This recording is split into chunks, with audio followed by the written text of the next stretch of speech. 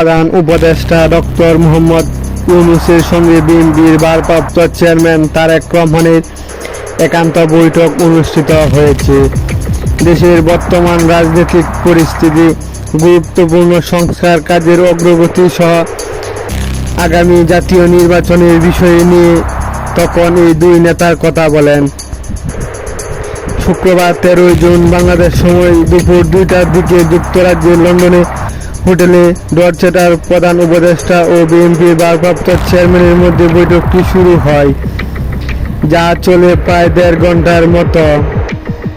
এরপর বৈঠকের বিষয়ে অন্তর্বর্তী সরকার ও বিএনপি যৌথ বিবৃতি দেয়, যা প্রধান উপদেষ্টার ফেসবুক পেজে প্রকাশ করা হয়েছে। এই সময় প্রধান উপদেষ্টার কাছে আগামী রমজানের আগে নির্বাচনের আয়োজন করার প্রস্তাব করেন বিএনপির ভারপ্রাপ্ত চেয়ারম্যান।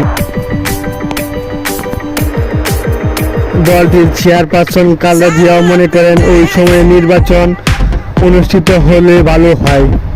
জবাবে প্রধান উপদেষ্টা মোহাম্মদ ইউনূস বলেন, তিনি আগামী বছরের এপ্রিলের প্রথমার্ধের মধ্যে নির্বাচন অনুষ্ঠানের ঘোষণা দিয়েছেন। সকল প্রস্তুতি সম্পূর্ণ করা গেলে 2026 সালে রমজান শুরু হওয়ার আগের সপ্তাহে নির্বাচনের আয়োজন করা যেতে পারে। সেক্ষেত্রে রমজানের আগে নির্বাচনের আয়োজন, সংস্কার ও বিচারের বিষয়ে পর্যাপ্ত অগ্রগতি অর্জন করার প্রয়োজন হবে বলে মত দেন অধ্যাপক মোহাম্মদ ইউনূস।